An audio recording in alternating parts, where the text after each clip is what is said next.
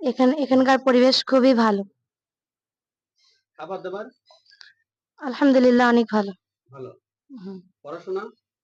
তাতেও আলহামদুলিল্লাহ অনেক ভালো। শিক্ষক কতজন আছে? 9 জন। শিক্ষিকা আর শিক্ষক? শিক্ষিকা আর শিক্ষক মিলে 9 জন। 9 জন।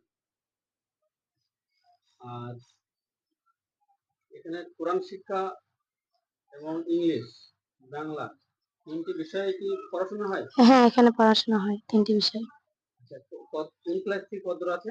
5 থেকে 10। আলহামদুলিল্লাহ, শুনে খুব ভালো লাগলো।